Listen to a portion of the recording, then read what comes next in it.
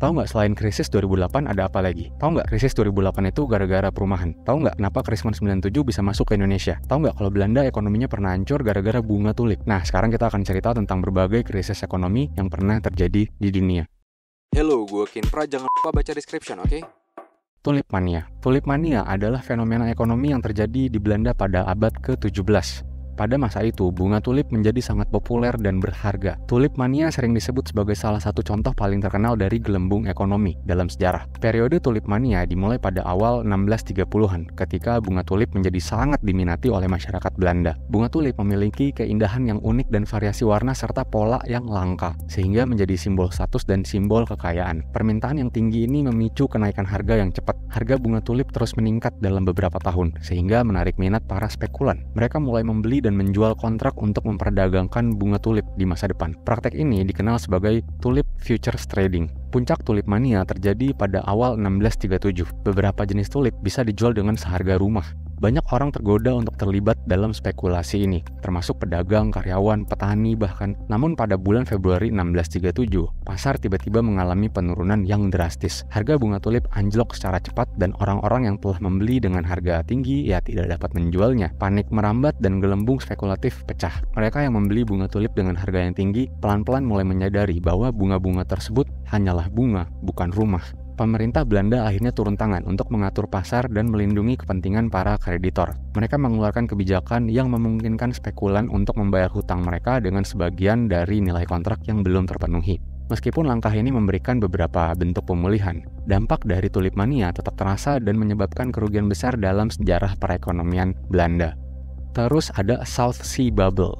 South Sea Bubble atau gelembung South Sea adalah sebuah kejadian penting dalam sejarah ekonomi yang terjadi pada awal abad ke-18 di Inggris. Kejadian ini melibatkan South Sea Company, sebuah perusahaan yang didirikan tahun 1711 untuk mengelola utang nasional Inggris yang tinggi setelah Perang Suksesi Spanyol. Pada awalnya, tujuan utama dari South Sea Company adalah untuk mengambil alih utang nasional Inggris dan menukarkannya dengan saham perusahaan. Namun pada tahun 1720, perusahaan ini mengajukan tawaran kepada pemerintah untuk mengambil alih monopoli perdagangan budak dengan koloni-koloni Spanyol di Amerika Selatan. Tawaran ini menarik minat para investor dan spekulan karena perdagangan budak dianggap sebagai bisnis yang menguntungkan saat itu.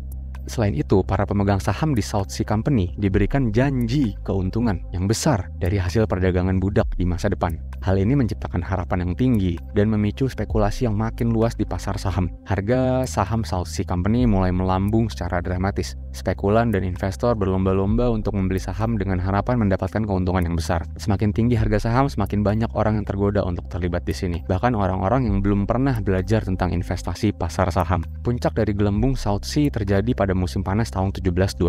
Pada bulan Juni, harga saham mencapai level yang jauh melampaui nilai real perusahaan. Dan pada Agustus 1720, gelembung ini tiba-tiba pecah. Harga saham South Sea jatuh dengan cepat dan panik menjalar di pasar saham.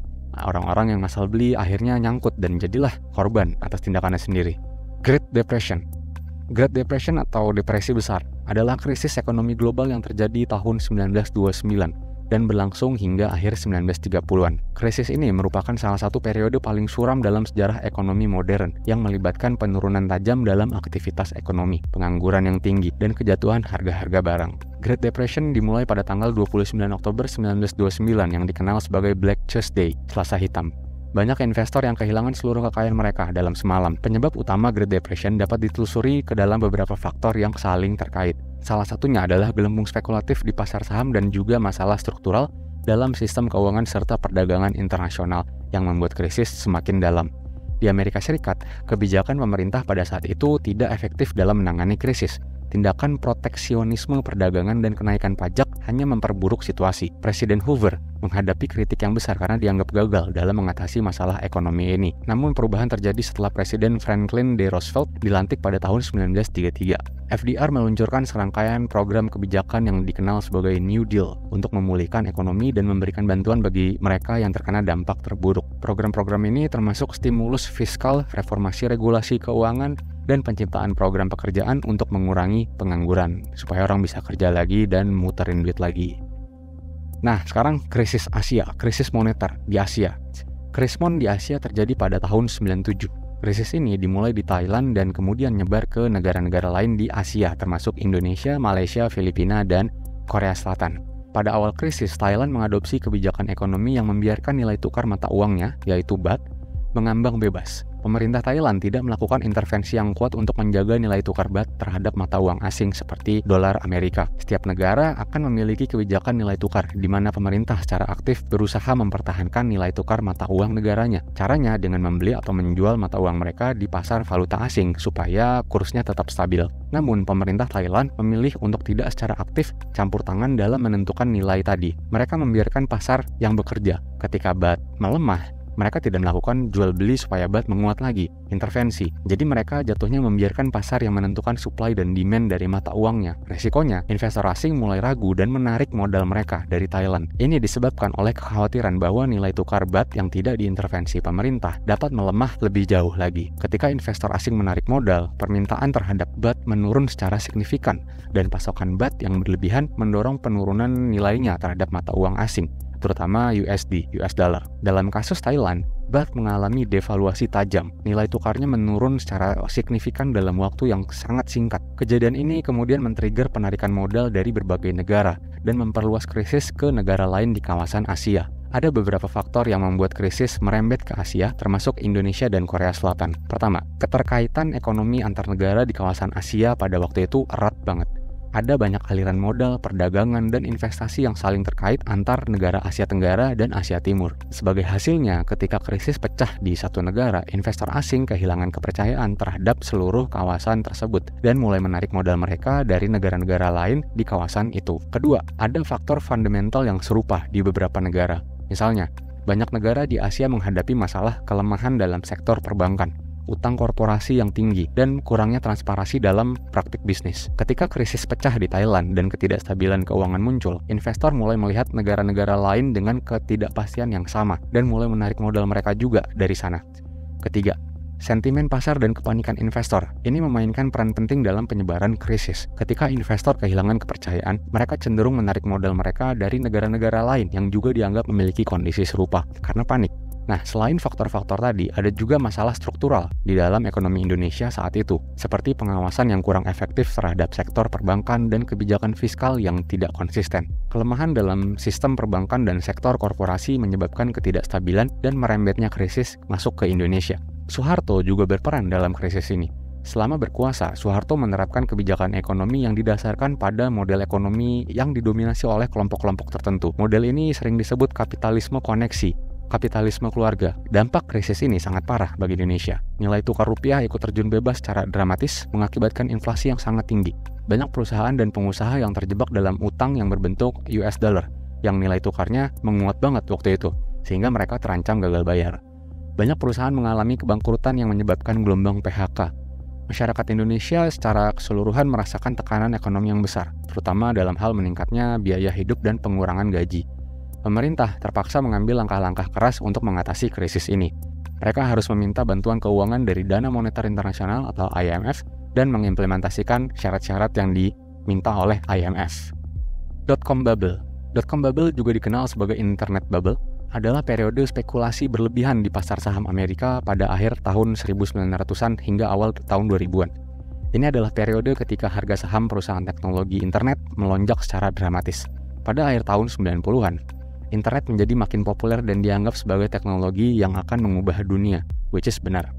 Investor dan spekulator merasa optimis terhadap peluang bisnis yang dihadirkan oleh perusahaan teknologi internet yang baru muncul ini. Sebagai hasilnya, ada lonjakan besar dalam jumlah perusahaan baru yang mencari pendanaan melalui penawaran saham perdana IPO. Banyak startup yang belum menghasilkan keuntungan atau bahkan pendapatan yang signifikan dihargai sangat tinggi. Investor dan spekulator terpikat oleh potensi pertumbuhan besar-besaran yang dijanjikan oleh perusahaan-perusahaan tadi dan berani membeli sahamnya walau harga sudah semakin tinggi. Namun pada tahun 2000, gelembung tersebut pecah. Saham-saham perusahaan teknologi internet yang dulu sangat bernilai mengalami penurunan drastis.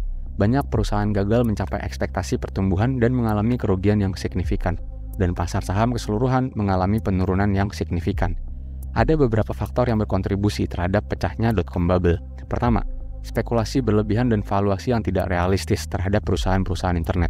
Banyak perusahaan yang memiliki model bisnis yang tidak teruji secara keseluruhan, tetapi dikasih valuasi yang sangat tinggi berdasarkan potensi pertumbuhan mereka di masa depan.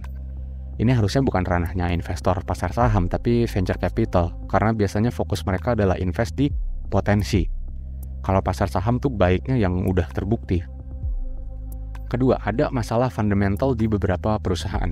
Beberapa perusahaan memiliki struktur biaya yang tidak efisien dan sulit untuk menghasilkan keuntungan. Ketika investasi di industri ini mulai berkurang, perusahaan-perusahaan ini kesulitan bertahan dan kepercayaan investor lainnya jadi berkurang juga. Ketiga, ada perubahan sentimen pasar. Setelah puncak spekulasi, investor mulai khawatir tentang keberlanjutan pertumbuhan ekonomi yang cepat dan tingkat valuasi yang tidak masuk akal. Mereka mulai menjual saham mereka dan ini memicu gelombang penjualan lebih banyak lagi, sehingga mendorong kejatuhan lebih dalam lagi. Nah, terus 2008. Krisis ekonomi tahun 2008 dimulai di Amerika Serikat dan dengan cepat menyebar ke seluruh dunia. Krisis ini dikenal juga sebagai krisis keuangan global. Krisis ini berakar pada gelembung perumahan di Amerika Serikat. Pada awal 2000-an terjadi peningkatan besar dalam pemberian pinjaman KPR kepada individu yang memiliki catatan kredit yang buruk. Pemberian pinjaman KPR yang tidak sehat ini dipicu oleh praktik-praktik perbankan yang tidak bertanggung jawab. Bank-bank memberikan pinjaman dengan persyaratan yang longgar demi menghasilkan keuntungan lebih. Dan beberapa lembaga keuangan bahkan melakukan praktik pembiayaan liar yang tidak diawasi dengan baik. Mereka bahkan membuat produk investasi baru yang berbasis dari KPR yang tidak sehat tadi dan dijual ke pasar keuangan global. Dalam respons terhadap krisis ini, pemerintah Amerika mengeluarkan paket stimulus ekonomi untuk memulihkan perekonomian mereka.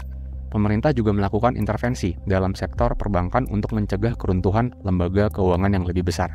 Bagi perusahaan, krisis ini mengakibatkan banyak perusahaan mengalami penurunan pendapatan, merumahkan karyawan, atau bahkan bangkrut. Contoh bank yang bangkrut atau mengalami masalah serius dan memperparah keadaan adalah Lehman Brothers. Lehman Brothers, salah satu bank investasi terbesar di Amerika Serikat, mengalami kegagalan yang paling mencolok tahun 2008 ini. Bank ini menghadapi beban yang tidak dapat diatasi lagi akibat subprime mortgage, produk investasi tadi, yang berdasarkan dari KPR yang nggak sehat tadi. Kegagalan Lehman Brothers akhirnya memicu kepanikan di pasar keuangan global yang makin besar. Dampak pada masyarakat pun makin terasa. Tingkat pengangguran meningkat, dan banyak orang kehilangan pekerjaan mereka.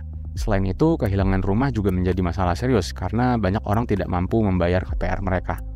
Kondisi keuangan yang sulit juga berdampak pada kehidupan sehari-hari masyarakat, seperti meningkatnya harga barang dan berkurangnya daya beli.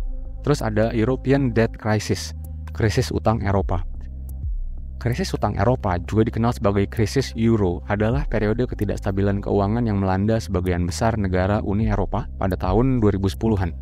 Krisis ini dipicu oleh masalah utang yang meluas di beberapa negara, termasuk Yunani, Portugal, Spanyol, Italia, dan Irlandia. Krisis utang Eropa dimulai pada tahun 2009, ketika Yunani mengungkapkan bahwa mereka memiliki defisit anggaran yang jauh lebih besar dari yang diumumkan sebelumnya. Hal ini memicu kekhawatiran tentang kemampuan negara itu untuk membayar utangnya, dan spread obligasi Yunani melonjak tajam.